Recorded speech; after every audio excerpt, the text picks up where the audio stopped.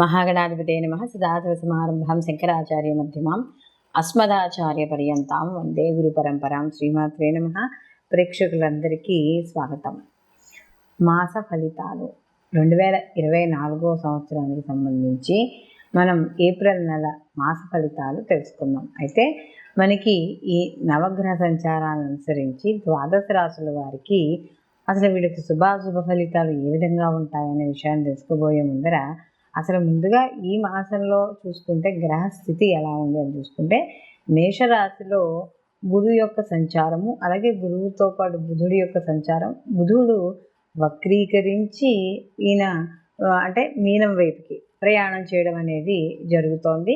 అలాగే మనకి రాహు వచ్చి మీనరాశిలో సంచారము, కేతువు వచ్చి కన్యారాశిలో సంచారము, శని భగవానుడు వచ్చి మనకి కుంభరాశిలో సంచారం, అలాగే శనితో పాటుగా ఇక్కడ కుజుడు కూడా మనకి సంచారం చేయడం అనేది జరుగుతుంది. ఈ కుజుడు ఏప్రిల్ 24వ తేదీ వరకు కూడా మనకి ఈయన శని భగవానుడితో కలిసి ప్రయాణం చేయడం అనేది జరుగుతుంది. తదనంతరం ఈయన మీనరాశిలోకి మార్పు చెందుతాడు. అలాగే రవి కూడా ఏప్రిల్ 14న మీనంలోంచి మేషంలోకి అంటే తన ఉచ్చక్షేత్రంలోకి ఈయన ఏదైతే సంచారం ఉందో అది జరుగుతుంది.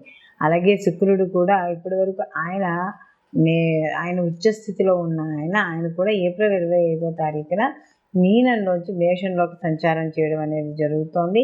అలాగే ఇక్కడ చంద్రుడు కానీ చూసుకుంటే ఈ మాస ప్రారంభంలో ఈయన ధనుస్సు రాశి నుండి అంటే మూలా నక్షత్రమే ధనుస్సు రాశి నుండి ఈయన యొక్క ప్రయాణం అనేది ఈ మాసం ఈయన మొదలు పెట్టుకోవడం అనేది జరుగుతోంది. కాబట్టి ఇప్పుడు మనం చూసుకున్నదంతా కూడా మనం చెప్పుకున్నదంతా కూడా గ్రహస్థితి. ఈ మాసంలో ఈ గ్రహాల యొక్క స్థితిగతులను బట్టి వీళ్ళకి శుభాశుభ ఫలితాలు ఏ విధంగా ఉంటాయి అనే విషయాన్ని తెలుసుకుందాం. తులారాశిలోకి చిత్త 3-4 పాదాలు, స్వాతి 1, 2, 3, 4 పాదాలు, అలాగే విశాఖ 1, 2, 3 పాదాలు తులారాశిలోకి వస్తాయి. తులారాశికి రాసాధిపతి వచ్చి శుక్రుడు. ఈ రాశి అష్టమాధిపతి అయిన శుక్రుడు వచ్చి ఉచ్చక్షేత్రంలో ఉండి అస్తంగత్వాన్ని పొందడం అనేది జరిగింది. కాబట్టి ఎప్పుడైతే ఈయన రాష్ట్రాధిపతి అయిన శుక్రుడు ఇక్కడ వీళ్ళకి ముఖ్యంగా ఈ స్థానం అంటే వీళ్ళకి చూసుకున్నప్పుడు షష్టమ స్థానంలో ఎప్పుడైతే ఉన్నాడో ఈ తులారాశి వాళ్ళకి కొంత అంటే కొంత ప్రతికూల ఫలితాలు, కొంత అనుకూలమైన ఫలితాలు పొందడం అనేది కూడా జరుగుతోంది. ముఖ్యంగా ఇక్కడ శుక్రుడు ఎప్పుడైతే వీళ్ళకి ఈ యొక్క షష్టమ స్థానంలో సంచారము, అందులో సప్తమ స్థానంలో బుధుడు యొక్క సంచారము, బుధుడు కూడా వక్రీకరణ.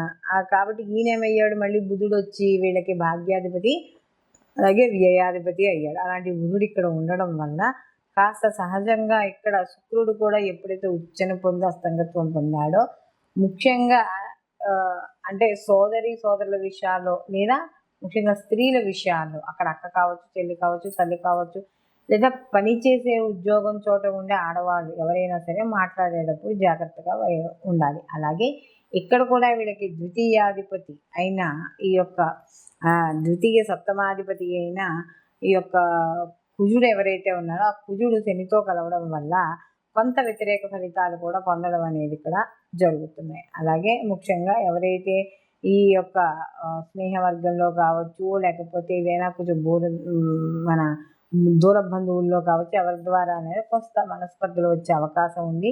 అలాగే సంతానపరమైన విషయాల్లో కానీ చూసుకుంటే కొంత చిన్న ఇబ్బందులు కూడా ఉండడం అనేది జరుగుతుంది. ఎందుకంటే ఇక్కడ ముఖ్యంగా తులారాశి వాళ్ళకి కానీ చూసుకున్నప్పుడు ఇక్కడ ఈ శని మరియు కుజుల కలయిక ఏదైతే ఉందో వీళ్ళకి పంచమ స్థానంలో అంటే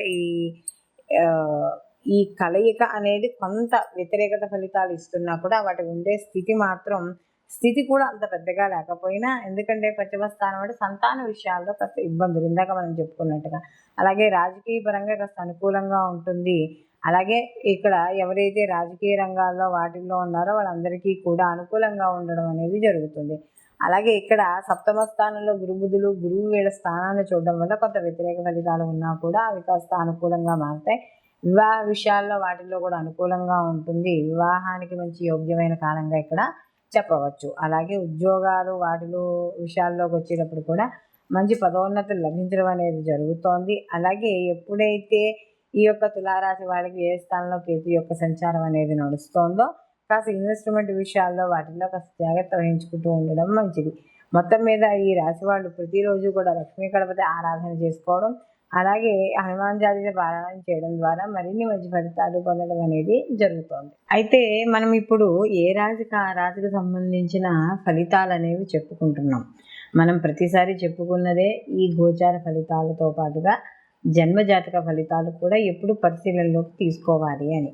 కారణం దేనికంటే ఒక్కోసారి గోచారంలో అంటే మన జన్మజాతకంలో ఉన్న గ్రహస్థితిలే మనకి గోచారంలో కూడా కనపడడం అనేది జరుగుతూ ఉంటుంది. అప్పుడు వాటి యొక్క తీవ్రత అంటే శుభగ్రహాల కానీ యొక్క కలయిక అయితే ఒక రకంగా ఉంటుంది వాడి స్థితిగతులను బట్టి. అలాగే ఆ యొక్క కలయిక అనేది ఏవైతే గ్రహాలు ఉన్న కలయిక కానీ ఏవైనా శత్రుగ్రహాలు అయ్యి ఉంటే అదే స్థితిని పొందుంటే వాటి నుంచి వచ్చే ఫలితాలు వేరేగా ఉంటాయి. కాబట్టి ఈ శుభాశుభ ఫలితాలు ఏవైతే ఉన్నాయో వాటిని చూసుకోవాలనుకున్నప్పుడు కంపల్సరీగా ఈ గోచార ఫలితాలతో పాటుగా జన్మజాతక ఫలితాలు కూడా తెలుసుకోవాలి. తద్వారా వాటికి కావాల్సినవి ఏవైనా పరిహారాలు ఏమైనా ఉంటే అవి చేసుకుని మనం ముందుకు వెళ్ళడం ద్వారా మన పనిలో సక్సెస్ అవుతాం. అయితే ఇక్కడ ఈ ప్రత్యేకంగా ఇప్పుడు మాత్రం మనం చూస్తున్నప్పుడు ఎలా ఉంటుందంటే కొన్ని గ్రహాలు కంబస్ట్ అయి ఉంటాయి, అంటే కలిసి ఉంటాయి. ఈ కలిసి ఉండడం వల్ల ఏమవుతుంది అంటే గోచార ఫలితాల్లో ఒక్కోసారి తీవ్రమైన మార్పులు రావడం అనేది జరుగుతుంది. ఎలా అని కానీ చూసుకున్నప్పుడు ఏవైనా కొన్ని పాపగ్రహాలు అంటే లేదా శత్రుగ్రహాలు 2 గ్రహాలు కలిసినప్పుడు 2 లేక అంతకంటే ఎక్కువ గ్రహాలు అవి కలిసి ఒక రాశిలో ఉన్నప్పుడు ఆ రాశి నుండి అంటే వాళ్ళకి మొత్తం 12 రాశుల వారికి కూడా వాళ్ళ జన్మరాశి నుండి ఆ గ్రహాలు ఉండే స్థితిని బట్టి వాళ్ళకి మంచి చెడు సంబంధించి శుభ అశుభ ఫలితాలు పొందడం అనేది జరుగుతుంది. ప్రస్తుతానికి మనం ఇప్పుడు కానీ చూసుకుంటే ఈ మాసాల్లో చూసుకుంటే ఈ శని భగవానుడు అలాగే రవి లేకపోతే మనకి కుజ శనులు కుజ రవులు లేదా కుజ రాహువులు అలాగే రవి రాహువులు ఈ కలయిక ఏదైతే ఉందో ఇది కొంత అంటే కొంత సమాజంలో కావచ్చు, కొంత వ్యక్తిగతంగా కావచ్చు, కొంత వ్యతిరేక ఫలితాలను ఇవ్వడం అనేది జరుగుతోంది. అంటే కాస్త అంటే ఎక్కువగా యాక్సిడెంట్స్ అవ్వడం కానీ లేకపోతే గొడవలు అవ్వడం కానీ అల్లర్లు జరగడం కానీ ఏదో రకంగా ఇలా దేశంలో ఏదో ఒక మూల కావచ్చు, లేకపోతే వ్యక్తిగత జాతకాల్లో చూసుకున్నప్పుడు గోచార ప్రకారంగా కూడా కొంత వాళ్ళకి ఈ ఇంట్లో కావచ్చు లేకపోతే ఏదైనా వాళ్ళు చేసే వ్యాపార సంస్థల్లో కావచ్చు ఇలా కాస్త మానసిక అశాంతి అనేది ఏర్పడుతూ ఉంటుందనేది మనకి ఇక్కడ కనబడుతుంది. కాబట్టి ఇక్కడ ఈ గోచార ఫలితాలతో పాటు జన్మజాతక ఫలితాలు అలాగే గోచారంలో కూడా ఉన్న మిగతా గ్రహాల యొక్క స్థితి ఏమిటి, ఏదైనా పాప